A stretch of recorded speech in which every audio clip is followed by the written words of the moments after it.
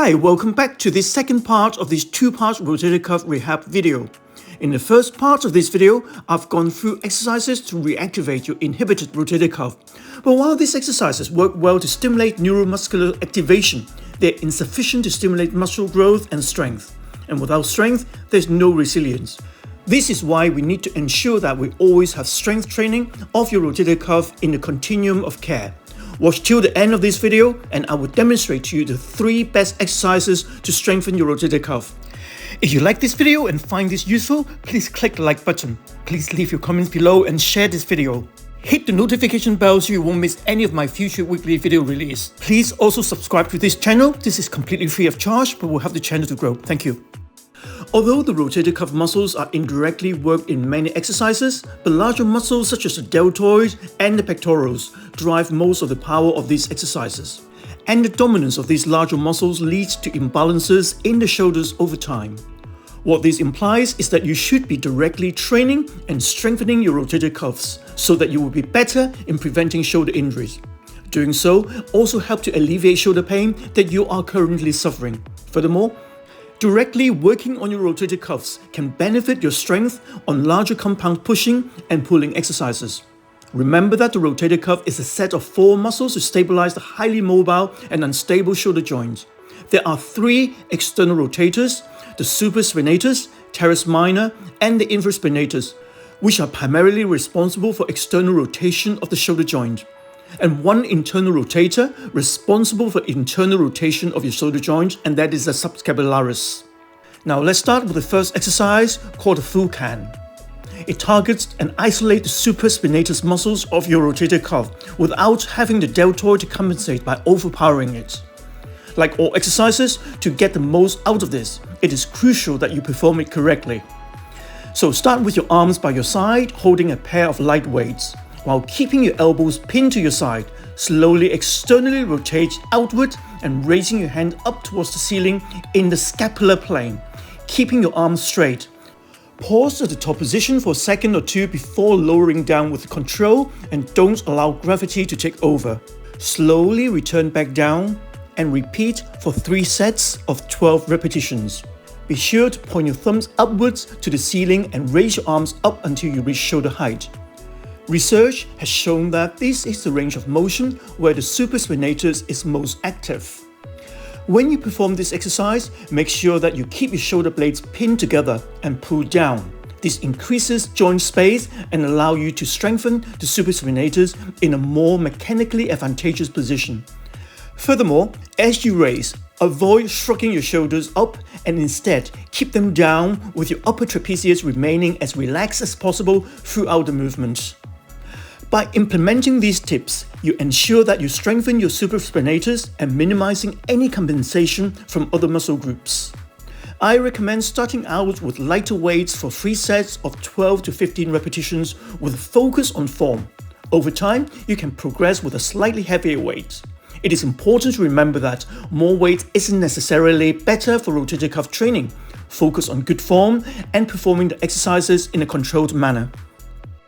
The next exercise is the side-lying external rotation, and this movement specifically targets the 2 posterior rotator cuff external rotating muscles at once, the infraspinatus and the teres minor.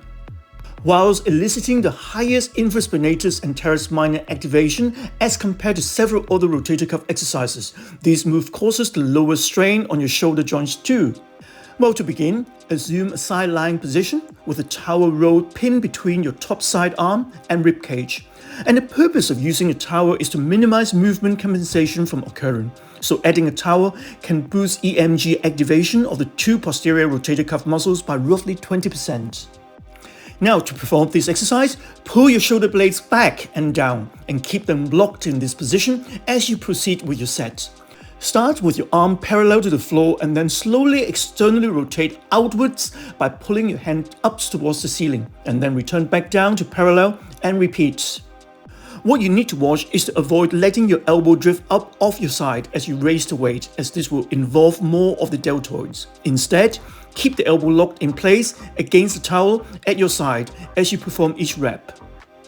If you find it difficult to perform this movement or you feel pain at the top position, then you can start with partial reps. Perform partial reps in this pain-free zone and progressively increase your range of motion over time. I recommend starting out with lighter weight for 3 sets of 12 to 15 repetitions on each side, and then progressing from there as you get stronger. You can also perform this exercise with no weight at all. The last exercise is the external rotation press, and this exercise is going to challenge and strengthen all 4 rotator cuff muscles to a certain degree.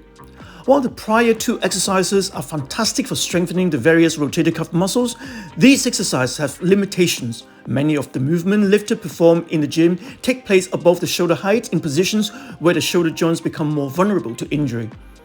And so it is vital to include the external rotation press to enhance your shoulder stability by training your rotator cuff muscles in a more functional manner. So to perform this exercise, get down on one knee in an upright posture and grab a D handle of the cable machine and set the pulley at roughly shoulder height. Now pull the handle towards you in a rowing motion with your elbow kept high at shoulder height. Your hand should now be directly in front of your elbow with your arms parallel to the ground. Hold this position momentarily and then externally rotate the shoulder by bringing the hand up towards the ceiling with the elbow still locked in the same place. Next, press your arm overhead and hold the top position briefly. Then reverse the pattern and repeat for more repetitions. Throughout this movement, your rotator cuff muscles will be working hard to counteract the resistance, pulling your arm forward. But you need to try your best to avoid compensating by arching your lower back as you press up. Instead, keep your core tight and contracted to maintain a neutral back as you perform this movement. I recommend starting out with light resistance for roughly 3 sets of 12 repetitions. Maintain a focus on slow and controlled execution for each repetition. Unlike the activation phase, you may have noticed that in the strengthening phase, the internal rotator subscapularis hasn't really been emphasized as much as the other 3 rotator cuff muscles have. And this isn't by chance, since the subscapularis is the only rotator cuff that performs an internal rotation of the shoulder.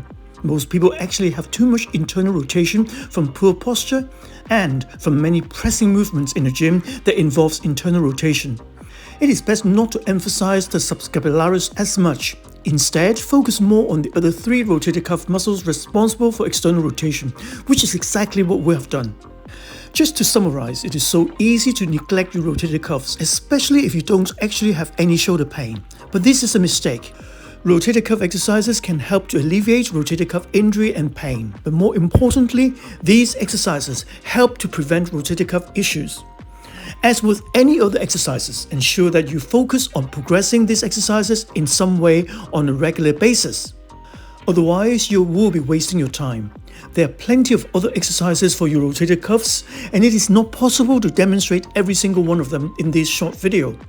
Furthermore, the information presented here are generalized recommendations, and please take further advice from the relevant medical professionals if you do suffer from shoulder pain, so as to establish the true cause of your predicament.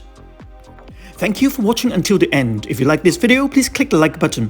Please leave your comments below and share this video.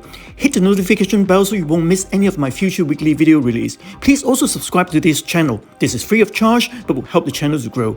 If you're interested in improving your health and fitness or losing weight, if you suffer from or wish to prevent back pain, please take a look at my book, which is now available from Amazon worldwide. Thank you.